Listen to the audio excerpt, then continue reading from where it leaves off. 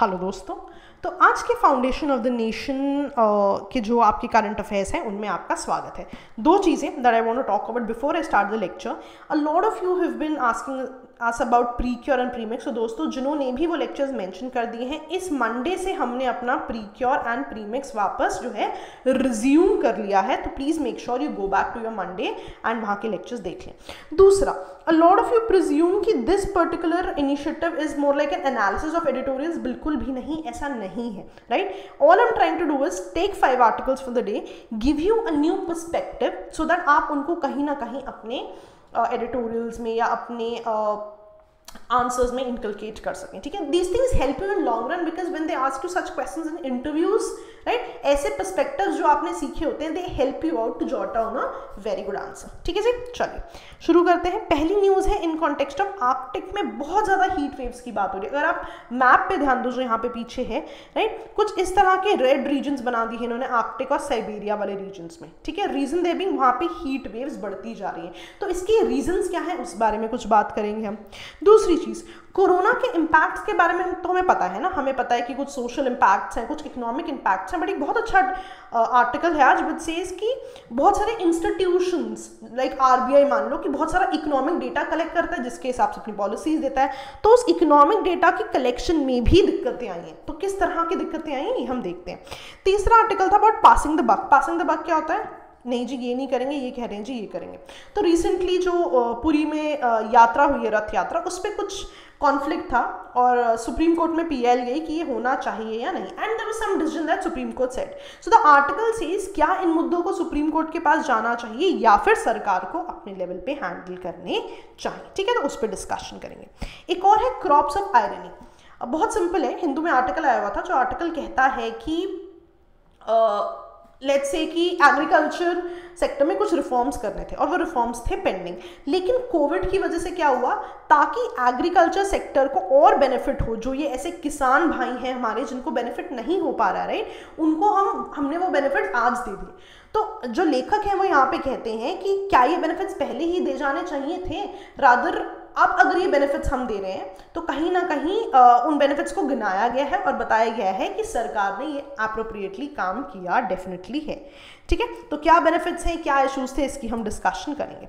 एक और आर्टिकल था टाइम्स ऑफ इंडिया में, बहुत ही अच्छा आर्टिकल था, जो वो था चाइना के बारे में रीथिंक करने की बात कर रहे हैं और ये बहुत सिंपल शब्दों में एक पॉइंट ऑफ व्यू देते हैं कि हमेशा ही हमने चाइना को एक बहुत पॉजिटिव अप्रोच से देखा है, इररिस्पेक्टिव ऑफ कि चाइना ने किस तरह से हमारे साथ बिहेव किया in terms of international arena. तो वो कह रहे हैं कि कहीं ना कहीं आपको अपनी पॉलिसी को रीथिंक करना चाहिए, तो क्यों और क्या करना चाहिए इसके बारे में उस आर्टिकल में बात हुई, ठीक है।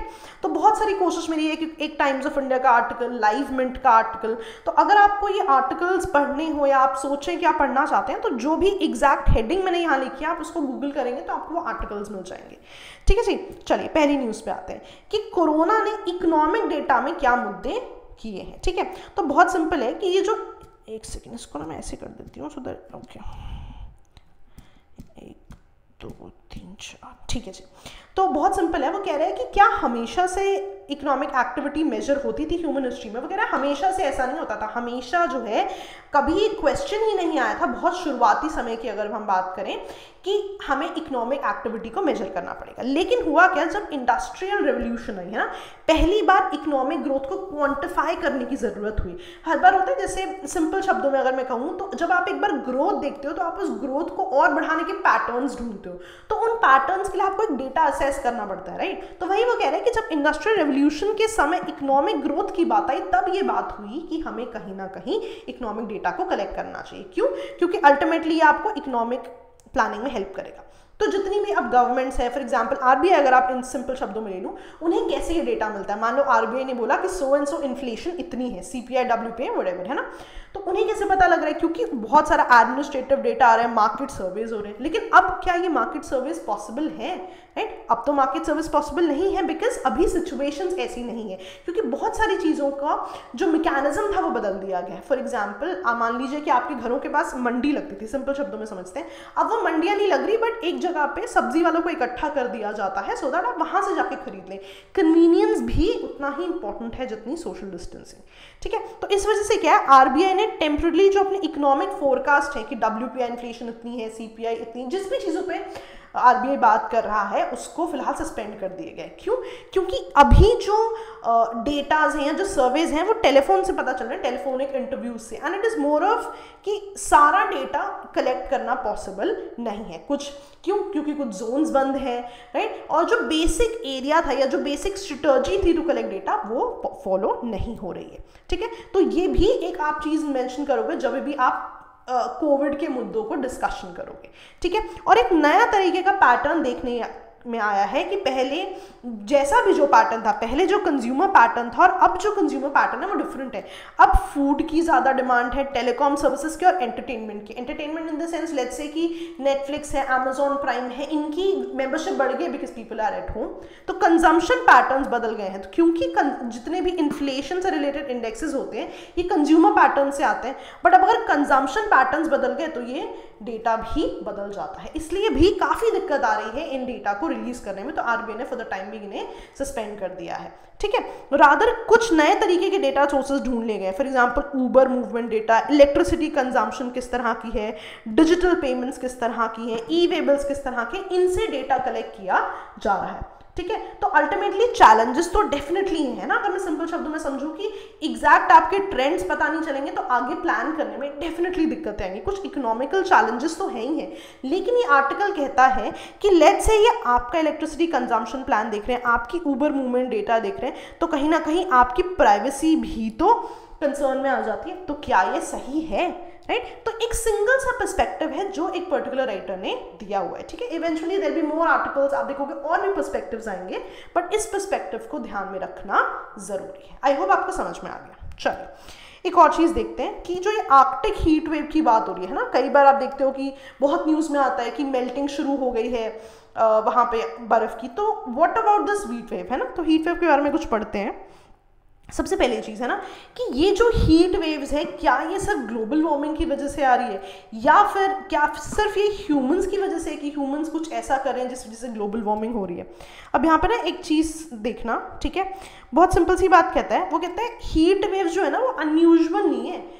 कह रहे हैं ऑलरेडी वेदर का पैटर्न कुछ ऐसा है, जैसे ना आप कभी भी ज्योग्राफी पढ़ते हो तो आपको पढ़ाते हैं कि हवा ऑलवेज मूव कर रही है, तो पोल से हमेशा हवा इक्वेटर की तरफ आएगी और इक्वेटर से पोल की तरफ जाएगी, राइट? मूवमेंट ऑफ पैटर्न है, राइट? विंड तो मूव कर रही है। तो वो कह रहे हैं हीट वेव्स में दिक्कत नहीं, हीट वेव्स तो हमेशा ही ऐसे जा रही हैं कि जो हॉट वेव्स थी इक्वेटर से वो नॉर्थ की तरफ जा रही थी और कोल्ड वेव्स जो है कहीं ना कहीं इक्वेटर की तरफ आ रही है। तो ये चीज़ तो हमेशा हो रही है, लेकिन अब हुआ क्या है कि due to global warming patterns या चेंज इन वेदर पैटर्न्स ये जो पूरा प्रोसेस है ये जो है फास्ट हो गया। तो पहली चीज़ आप याद रखोगे, नहीं ये सब ग्लोबल वार्मिंग की वजह से नहीं है, ये एक यूजुअल वेदर पैटर्न भी है। हाँ, आप ये कह सकते हो कि ग्लोबल वार्मिंग की वजह से पैटर्न हैज चेंज्ड, ठीक है, और मोर हीटिंग की तरफ हम जा रहे हैं। ठीक है, अब रिजल्ट क्या हो रहा है देखो, बहुत सिंपल है। अब आर्कटिक में मान लो आइस जो है या परमाफ्रॉस्ट जो है मेल्ट करने लग गई, तो होगा क्या कि जितना भी इतने सालों में उस पर्टिकुलर आइस में कार्बन डाइऑक्साइड जमा थी या मीथेन जमा थी, वो क्या होगा, वो अब बाहर रिलीज होंगे। तो क्या होगा, कार्बन डाइऑक्साइड मीथेन तो है आपकी ग्लोबल वार्मिंग गैसेस, तो अल्टीमेटली क्या हुआ, हीटिंग और भी ज़्यादा बढ़ गई। अब होगा क्या कि जैसे जैसे ये मेल्टिंग होती जाएगी, कार्बन डाइऑक्साइड मीथेन बाहर आते जाएंगे, वैसे वैसे आपकी ग्लोबल वार्मिंग भी इंक्रीज होती जाएगी। तो कहीं ना कहीं एक पूरा साइकिल बन जाएगा कि हर कुछ दिनों में गैसेस रिलीज हो रही हैं और ग्लोबल वार्मिंग बढ़ रही है। इसको बोलते हैं पॉजिटिव फीडबैक। पॉजिटिव फीडबैक क्या होता है, जब किसी भी चीज़ से, राइट, विशियस साइकिल बन जाए कि एब्सोल्युटली एक आपने कोई पर्टिकुलर चीज़ की और उससे वो चीज़ बार बार होती जाए, तो उसे पॉजिटिव फीडबैक कहते हैं। तो यहाँ पे क्या हो रहा है कि ये गैसेस जैसे जैसे रिलीज होती गई और वार्मिंग बढ़ती गई, तो इसे पॉजिटिव फीडबैक कहते हैं। ठीक है, और इससे एक और चीज़ क्या हुई कि मान लो हीटिंग हो रही है, उससे आइस मेल्ट हो रही है, तो कहीं ना कहीं पानी कहाँ आएगा, सी लेवल के पास, और सी लेवल आपका हो जाएगा जी राइज। तो ये भी समझने वाली बात है। एक और चीज़ ना जो हम समझते नहीं है कि यहाँ पे वाइल्ड फायर्स भी तो चल रही हैं। ठीक है, अब आप ये कहोगे अरे यार आर्कटिक में तो सिर्फ बर्फ ही है, ये वाइल्ड फायर वहाँ से कैसे आ रही है? वाइल्ड फायर से भी तो हीटिंग हो रही है। जब आप ज्योग्राफी पढ़ते हो, आप पढ़ते हो कि ठंडी जगहों पे बोरियल फॉरेस्ट होते हैं, टुंड्रा होते हैं। Why didn't you related then कि कुछ तरह के फॉरेस्ट की तो अवेलेबिलिटी है ना, there is certain sort of vegetation जो वहाँ पॉसिबल है। तो ये आपके इस मिथ को भी ब्रेक कर देती है कि वहाँ पे सिर्फ और सिर्फ बर्फ ही है।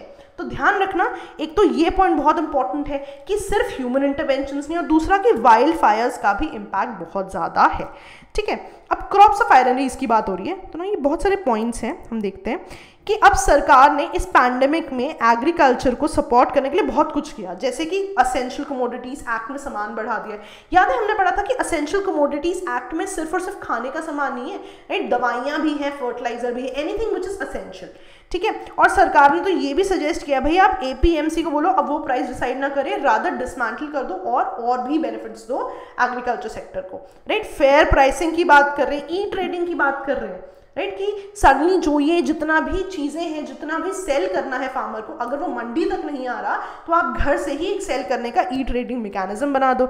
ठीक है, इसी तरह से और मॉडल लॉज को लागू करने की बात हुई है, contract farming, agriculture land leasing, marketing, कहीं ना इनके लॉज पे करने की बात तो हमेशा से थी, लेकिन या मान लो सेंटर ने लॉज बना लिए या हर स्टेट ने इंप्लीमेंट नहीं किए।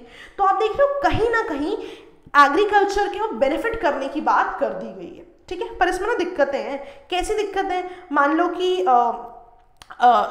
RBI ने बोला भाई लोन्स की EMI पे हमने आपको 3 महीने की वेवर दे दी, लेकिन क्या आप समझ रहे हो फार्मर्स सारा कुछ जो क्रेडिट ले रहा है वो इंस्टीट्यूशन से तो नहीं ले रहा ना, इन्फॉर्मल बोरोवर्स से ले रहा है, राइट। जैसे हम हमेशा कहते हैं जमींदार से ले रहा है, या मान लीजिए जो मंडी में और लोग देने वाले उनसे ले रहा है, उसमें तो कोई मॉनिटोरियम नहीं मिला ना उन्हें। तो अल्टीमेटली क्या RBI ने जो चीज़ की उसका सारे फार्मर्स को फायदा हुआ? नहीं, सिर्फ इंस्टीट्यूशन बेनिफिट वाले फार्मर्स को फायदा हुआ, जिन्होंने लोकल मंडी से या ऐसी जगहों से चीज़ें ली हुई हैं या अदर कर्जा लिया हुआ है, उनको कोई बेनिफिट हुआ ही नहीं। तो अल्टीमेटली ये चीज़ बहुत ज़्यादा समझनी ज़रूरी है। ठीक है, and there could be also be other reasons as well, but this particular article में यही मेंशन करता है। ठीक है, तो एटलीस्ट जो रिफॉर्म्स हैं, कभी कभी ऐसा भी सवाल आता है कि कोविड में एग्रीकल्चर लेबर्स के लिए क्या बेनिफिट्स है, तो आप बेनिफिट्स लिख सकते हो, लेकिन एक चीज़ याद रखना ज़रूरी है, ऐसा नहीं है कि सरकार ने एकदम से ये सारी चीज़ें दे दी है, स्टेप बाय स्टेप हुई है। क्यों? क्योंकि मुद्दे पैरेलली चल रहे हैं। तो आप देख रहे हो सरकार ने डेफिनेटली डिले किया है, लेकिन ऐसा नहीं कि सरकार ने बेनिफिट नहीं दिए, जैसे जैसे मुद्दे आते गए वैसे वैसे रिफॉर्म्स भी आते गए। फॉर एग्जांपल किस किस तरह के मुद्दे हैं? देखो, लोकस्ट इन्वेजन था, क्या आपने प्लान किया था, लेकिन locust invasion is happening, unseasonal rain, hello, या फिर आप सबसे इंपॉर्टेंट चीज देख रहे हो, हिस्टोरिक रिवर्स माइग्रेशन है।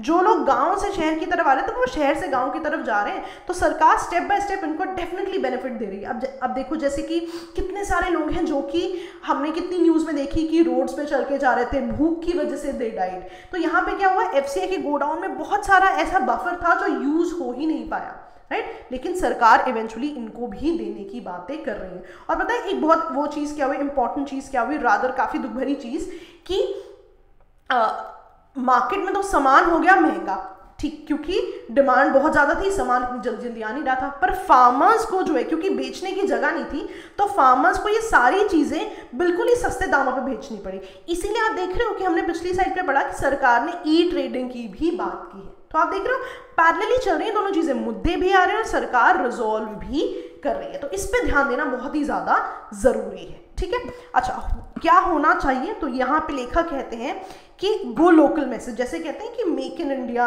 या इंडिया में ही सारी चीज़ें जो है उनको यूज़ करें। इस पे हमेशा ध्यान देना चाहिए कि सप्लाई चेन्स जो है वो लोकल ही रहें। लेकिन अगेन इन सब चीज़ों को करने के लिए बहुत समय लगेगा, बहुत ज़्यादा इंफ्रा की ज़रूरत है, जिस पे धीरे धीरे काम किया जाएगा। ठीक है जी, चलिए, एक आर्टिकल था रीथिंक चाइना की, चाइना की पॉलिसी को रीथिंक करना बहुत ज़्यादा ज़रूरी है, जो इंडिया उसकी तरफ कर रहा है। फॉर एग्जाम्पल वो क्या कह रहे हैं, बहुत इंपॉर्टेंट सी 3-4 चीज़ें कहते हैं। वो कहते हैं कि इंडिया की ना हमेशा पॉलिसी रही है को ऑप्ट करना बीजिंग को, कि बीजिंग को अपने साथ मिला के काम करे, राइट। पर ये भी उतना ही सही है कि अगर हम चाइना के एक्शंस देखें इंटरनेशनल एरिना में, जैसे मैंने पहले भी डिस्कस किया है कि इंडिया की बहुत सारी बिल्डिंग्स पे चाइना ने वीटो किया है, जैसे कि अजहर मसूद को ग्लोबल टेररिस्ट डिक्लेयर करने की बात हो, या फिर इंडिया की परमानेंट मेंबरशिप की बात हो UNSC में, तो डेफिनेटली चाइना ने ब्लॉक किया है। इस बार डेफिनेटली इंडिया ने सपोर्ट किया है, लेकिन इससे पहले बहुत सारे इंडिया को सपोर्ट किया है, लेकिन इससे पहले बहुत सारे इंस्टेंसेस पे उन्होंने ब्लॉक भी किया है।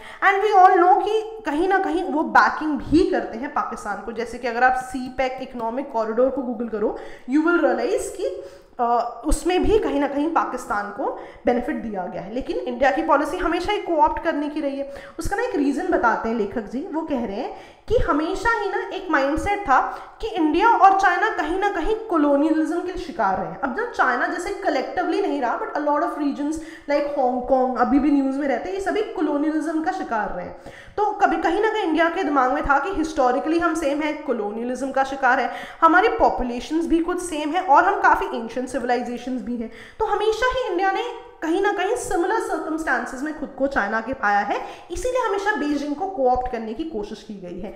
लेकिन चाइना ने ऐसा कुछ नहीं देखा है। लेखक कहते हैं अगर चाइना इंडिया, चिन इंडिया, इसको वो शब्द देते हैं कि इंडिया तो देख रहा है चिन इंडिया, राइट, लेकिन चाइना नहीं देख रहा। चाइना ने रादर हैविंग कोऑप्टिंग रिलेशंस, उन्होंने अपने पे ध्यान दिया, उन्होंने अपनी इकोनॉमिक ग्रोथ पे ध्यान दिया, उन्होंने अपनी कंट्री में फॉरेन इन्वेस्टमेंट पे ध्यान दिया। रादर इंडिया ने हमेशा कॉलोनियल हैंगओवर की बात की है कि हम हमेशा ही कॉलोनियलिज्म का शिकार रहे हैं, इसलिए हमारी जो ग्रोथ है that will be slow. Let me tell you, ये लेखक कह रहे हैं, मैं पर्सनली कुछ नहीं कह रही, but you will have to understand this, you can use this in your answers, ठीक है। उसके बाद वो कह रहे हैं कि रादर चाइना ने क्योंकि हमेशा इकोनॉमिक ग्रोथ पे ध्यान दिया है, अब अगर आप देखो तो वो टेरिटोरियल क्लेम्स कर रहे हैं साउथ चाइना से। अगर आप देखो तो चाइना हैज एक्चुअली ट्राइंग कि वो सारे रीजन ही उन्हें मिल जाए, ठीक है। और जितने भी चाइना के नेबर्स हैं, चाइना कहीं ना कहीं उनको सबसर्विएंट करने की कोशिश कर रहा है, नीचा दिखाने या रादर अपने अंडर लाने की कोशिश कर रहा है। और बहुत एक अच्छी लाइन यूज़ की है कि जो चाइनीज़ कम्युनिस्ट पार्टी है वो कहीं ना कहीं न्यू ईस्ट इंडिया कंपनी बनने की कोशिश कर रही है, कि कहीं ना कहीं जो ईस्ट इंडिया कंपनी ने इवेंचुअली इनिशियली इंडिया के साथ किया था, अब कहीं ना कहीं चाइनीज़ कम्युनिस्ट पार्टी भी वही करने की कोशिश कर रही है। चाइना जो है कहीं ना कहीं एशिया को नहीं बढ़ाना चाहता, रादर वो ऐसा चाह रहा है कि वो चाइना को ही बढ़ाए। तो वो कह रहे हैं, लेखक कह रहे हैं कि China doesn't want an Asian century, rather they want a Chinese century. तो इंडिया को क्या करना चाहिए, अपनी नेशनल पावर बढ़ानी चाहिए, मिलिट्री पे काम करना चाहिए, इकोनॉमिक कोऑपरेशन विद यूएसए पे काम करना चाहिए, और जितने भी मान लीजिए उनके नेबर्स के साथ, मान लीजिए नेपाल या बांग्लादेश के साथ इश्यूज हैं, उन्हें भी रिजॉल्व करना चाहिए। कैसे करना चाहिए is a different scenario, but ये एक पर्सपेक्टिव है जो आपको याद रखना है, ठीक है जी। चलिए लास्ट न्यूज आज की, पासिंग द बक। तो जैसा कि मैं आपको बता रही थी, एक second, let me give you the whole article, आपको थोड़ा सा क्लैरिटी ज़्यादा हो जाएगी, ठीक है, ओके। तो वो कह रहे हैं कि मान लीजिए पुरी की रथ यात्रा की बात थी, तो हुआ क्या कि अब कौन डिसाइड करे कि ऐसे समय में, ऐसे हार्ड टाइम्स में ऐसी रथ यात्रा हो या ना हो, सरकार या जुडिशरी। तो जुडिशरी के पास गई थी पीआईएल, तो जुडिशरी ने कुछ पर्टिकुलर मुद्दों के साथ बोल दिया कि भाई रथ यात्रा नहीं होगी, और कुछ पर्टिकुलर उन पे सैंक्शंस लगा दी। फॉर एग्जाम्पल जुडिशरी कहती है आर्टिकल 25 ये तो आपसे कह रहे हैं कि आपको राइट टू फ्री है कि आप प्रोफेसर और रिलीजन को प्रोपोगेट करो, लेकिन it is subject to public order and morality. तो वो कहते हैं कि पब्लिक मोरालिटी और हेल्थ के चक्कर में, राइट, इनको, इन एक्सेप्शंस को ध्यान में रखते हुए हम एग्जैक्टली इस चीज को फेवर नहीं कर सकते। तो अल्टीमेटली क्या हुआ, अ lot of people were like against it. तो अल्टीमेटली क्या हुआ कि सुप्रीम कोर्ट ने ऑर्डर क्लैरिफाई किया और कुछ सैंक्शंस, रादर कुछ कंडीशंस लगा के इसको अलाउ कर दिया, ठीक है। पर जो हमारे लेखक हैं वो ये कह रहे हैं कि ये जो पूरा मुद्दा है ये जुडिशरी के पास जाना ही नहीं चाहिए था। वो कह रहे हैं रादर ये लोकल एडमिनिस्ट्रेशन का काम था कि वो देखते कि किस तरह से इस पर्टिकुलर पुरी की जो रथ यात्रा है इस पे काम किया जाता, सोशल डिस्टेंसिंग पे ध्यान दिया जाता, सोशो पॉलिटिकल कंसेंसस वाले मुद्दों पे ध्यान दिया जाता, ठीक है। तो ऐसा कहा जा रहा है कि ऐसे पैंडेमिक समय में सरकार को ये डिसीजन लेना चाहिए, ना कि जुडिशरी को। क्यों?